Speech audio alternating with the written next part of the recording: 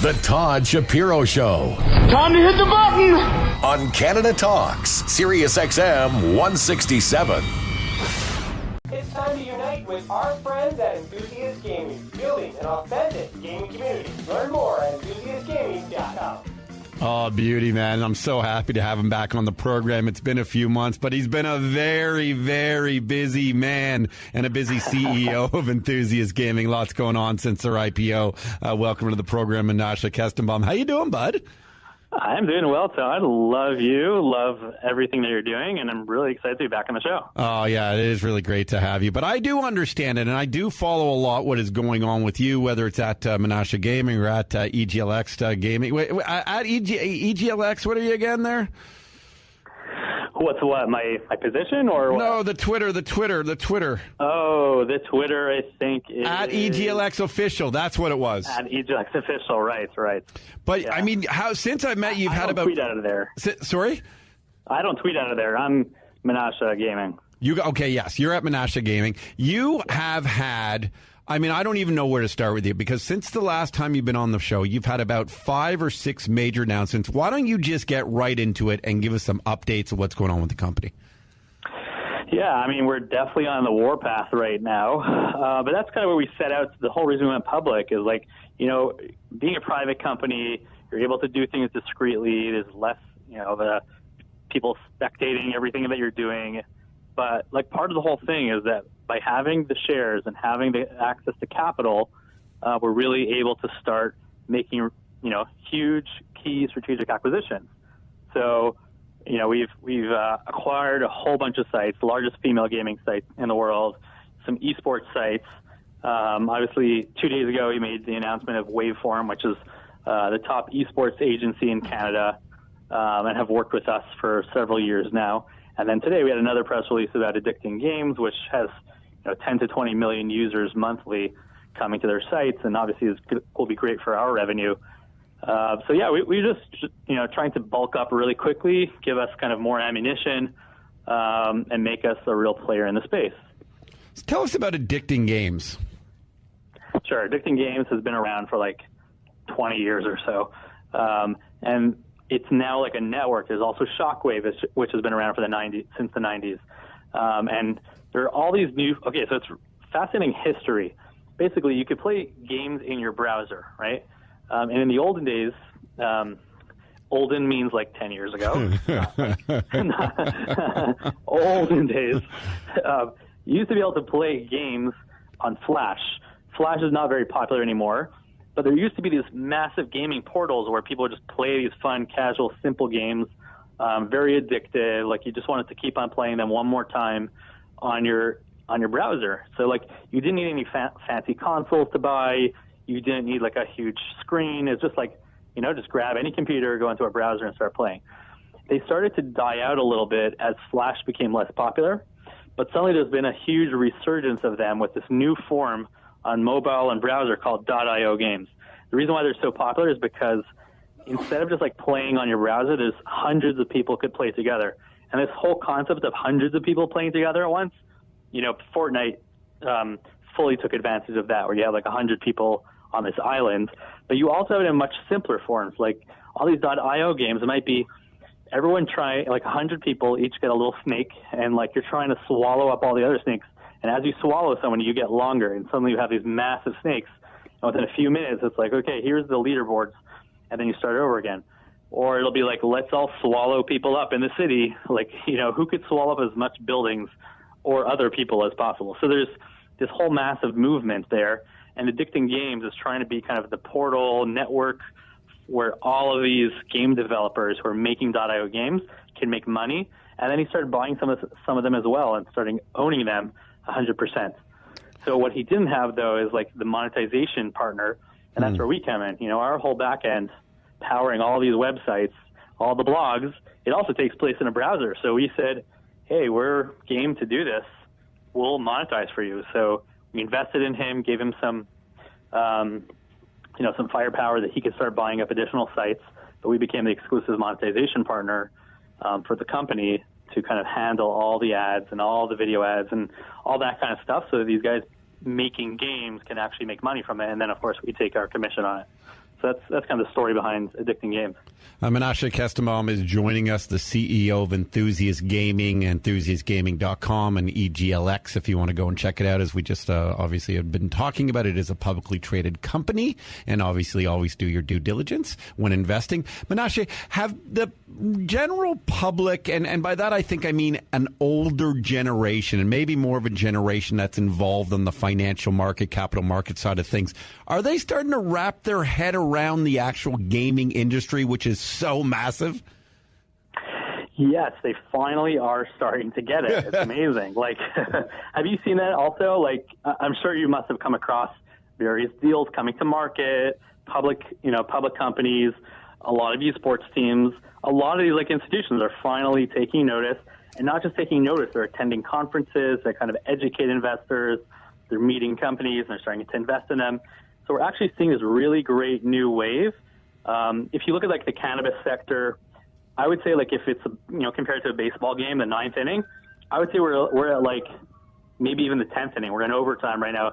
Everyone's still trying to squeeze out a little bit more. But the guys who really made money in cannabis and really got involved early in the first inning, a lot of the money has been made. Where gaming is right now, I would say it's literally in the first inning. We're not before the game. We've finally started the game, but it's literally first inning. So there's a lot of new deals coming out. People are getting educated, learning about, the teams, the players, everything like that. And I think you're going to see over the next year or two a lot of excitement around the space, a lot of investments into the space, and some companies will come out as clear winners. So. Very exciting for you guys, obviously, with all the acquisitions and all the proven track record since you've been doing it. It's really a 14-year-old blogger, which I still love the story. And if you missed our original interview with Menashe Kestenbaum, make sure you go to YouTube and just type in our names and you'll find it. And it's a brilliant story, not to reiterate it. Tell us a little bit about you acquiring Waveform and sort of what they do within the esports community and the tournament side of things.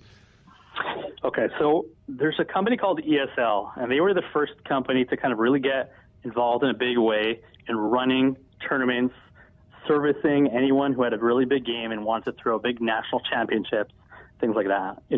They were acquired by MTG several years back. I think it was something like $70-80 million, and then I actually looked last night at the financials for MTG, and they've been growing, which is really great. But they're very large, very corporate at this point. And a lot of people have been looking at how do we work with, we want to throw a tournament, we want to throw some kind of a gaming event, or we just want to run a broadcast on Twitch, a professional one for our organization. So I've watched over the past couple of years in Toronto and Canada overall as various tournament organizers try to become the go-to. And it's very fascinating. I can't get into it entirely here, but it started off as like the Wild West. It was like guys were not being professional about it, but they were gamers who were trying to start, really making money, do this for the full time, and develop a community. But you start to see as everything matured and people had to be more professional, you start to see who's really talented, who has a good business sense. And I really watched over 4 years this evolve to the point where in the past 2 years it became kind of like a clear winner across Canada. In the broadcast side and the tournament organizing side, the live production side. And one was called Expo, and another was a group with a guy named Tamir Castile. And combined, they decided to turn into one company, bring the best of both worlds into one company with all of their client base. And I think that their client base, right off the bat, had over $4 million of recurring revenue annually and growing. So they formed this new company, bringing everything that they had. And they said, in 2018, they approached us and said, I think if you guys would join us as well as a strategic partner and help us invest and guide us, I think then we'll really be a real beast. And then we get to expand to the U.S. and we could really, challenge ESL and some of the other companies that are trying to get into the space. They already were the clear winner in Canada. They had DreamHack and Red Bull and the Canucks and the CNE. They had, everybody was going to them. It's like the default tournament organizers. So finally, after we went public, we raised the money. We structured the deal. We did our due diligence, just signed with them, and of course now we own 20% with the option to buy them out. They're doing over $4 million annually, and hopefully they grow to about $7 million. And if they do, we then have the option to buy them out for 100%. So for us, it's really cool. They already work on EGLX every year, so now it's kind of, we brought it almost in-house, so to speak, which is good for us in terms of like running EGLX. And if we want to expand to other cities, we really need their help on doing that, and it brings down the costs. And you mentioned EGLX. I just want to sort of define that for people in case they don't know. It's not just your ticker symbol, but EGLX is your expo that you do annually here in Toronto. I've noticed that as of like April 1st, I remember you had a tweet that said it was only 200 days away, and the Artist Alley was already like 40% sold out or something. People can go and check that out for early sort of sign up to get a booth over there at eglx.ca/exhibitor/forum. And that, I mean, and then, you announced your revenues on that. And you also, I believe, announced expansion of your EGLX expos. Is that correct? Yeah. So last year we had about 55,000 people over our two events. And on Saturday, if you were there, you might remember that at a certain point we had to close the doors on the lineup. It was just a massive lineup, but the security at the convention center downtown Toronto said we're at capacity. It's a fire hazard. And essentially, we were in a position where we had to, not let people into the show after a certain point. So this year, we doubled the space. We moved to the North Hall, and hopefully we could accommodate everybody. So, what is the demographic of those EGLXs where there's lineups, people can't even get in, you're now going to double the capacity? And I'm sort of questioning this because I feel like it's maybe a little bit of a younger demographic, just for people to truly grasp how big not only your company is, how big obviously the expos become and will continue to be, but really where the space is at and why it has so much growth in it.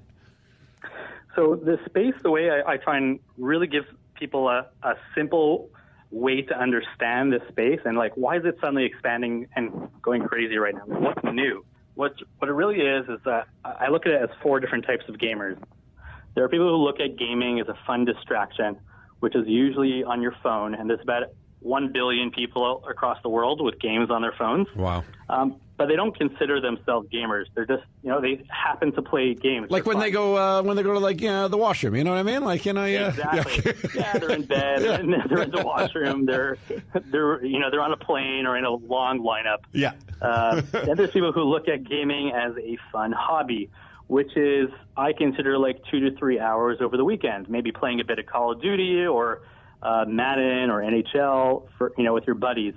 So it's a little bit more of a commitment of time and money because you got to buy a console, you got to buy the game, and spend some more time on it. But that's about it. Then you have people who look at gaming as passion. Passion are people that play 8 to 12 hours over the weekend. It's something they really enjoy spending time doing.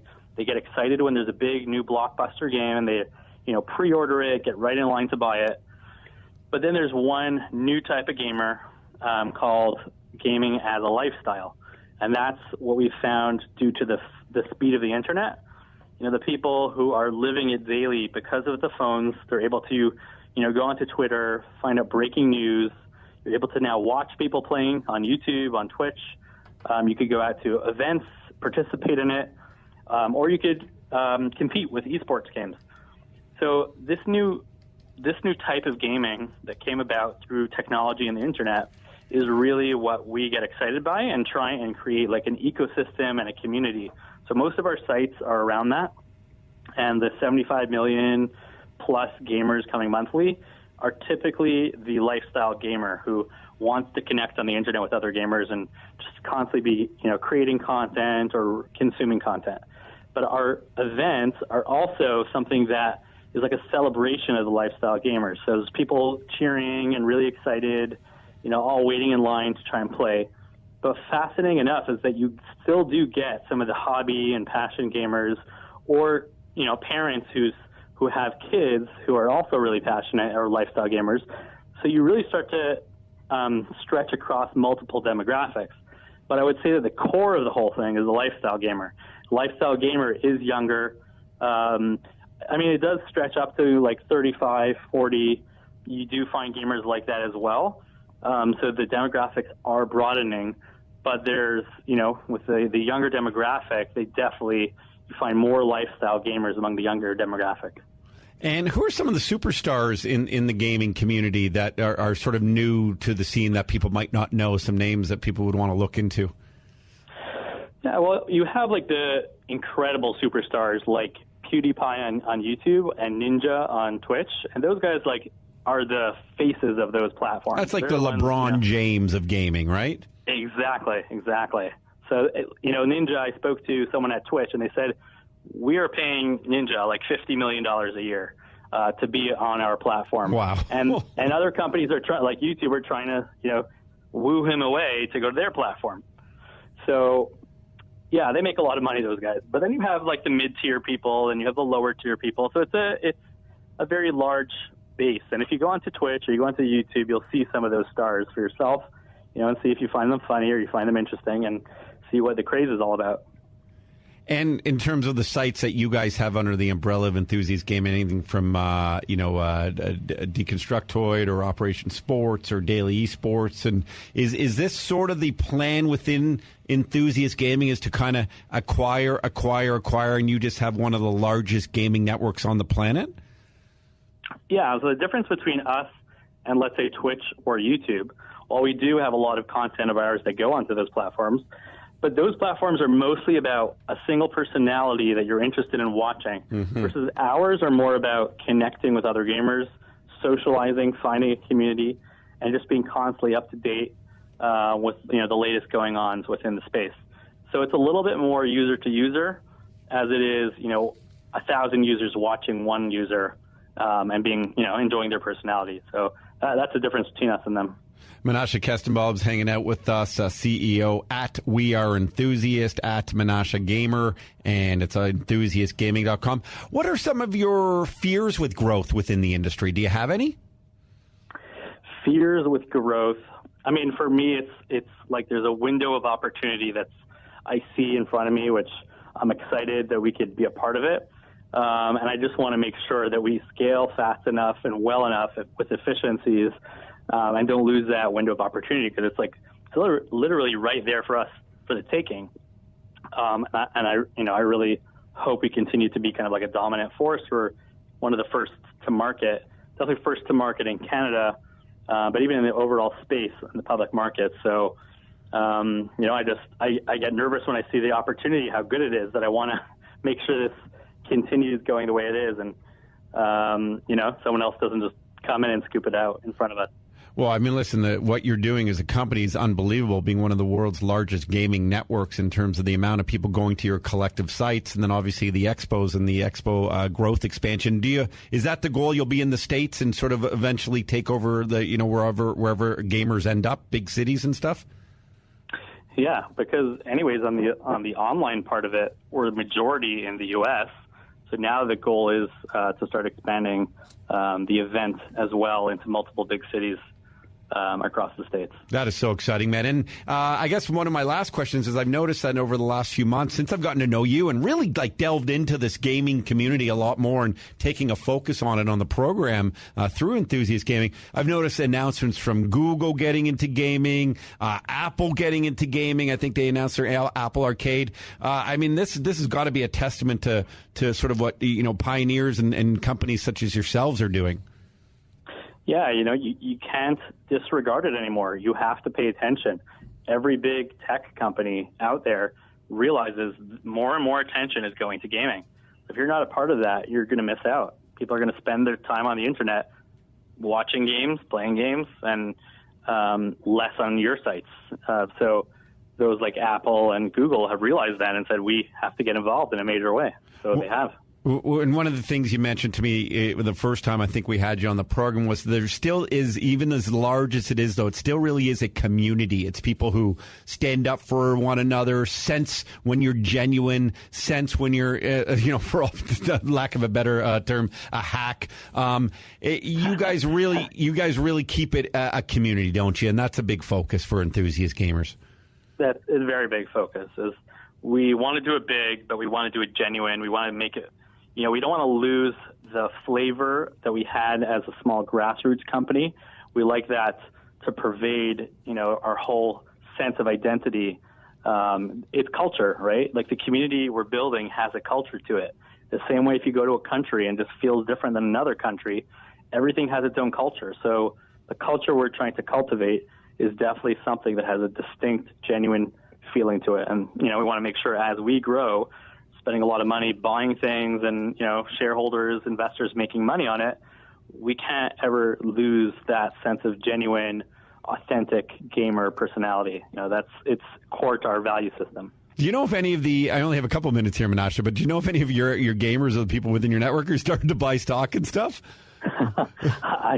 They definitely are, That's cool. I can see it. I get these friend requests on Facebook and say, hey, I just bought the stock. So I'm happy. I'm happy to hear that. You think of like how Tesla, so much of that community-based people who believe in sort of the vision, believe in Elon Musk, but and that's what you're getting out of it too. You're getting the community supporting back the bigger community, and I think that's a brilliant, brilliant for business, obviously. And I love the story. I've always loved the story about Enthusiast Gaming, United Gaming Communities, and just really getting it out there. How big not only your company is, but just how big the space is and where it's going. And let's continue to keep getting updated from you, not only on a company perspective, but on where the space is headed as well, if that's cool. Sure. All right. Love to.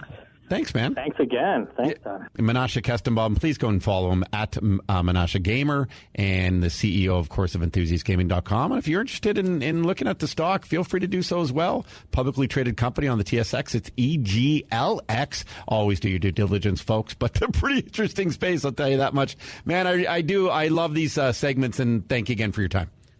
Thank you, Todd. Cheers. Bye. This is the Todd Shapiro Show on Canada Talks, SiriusXM 167.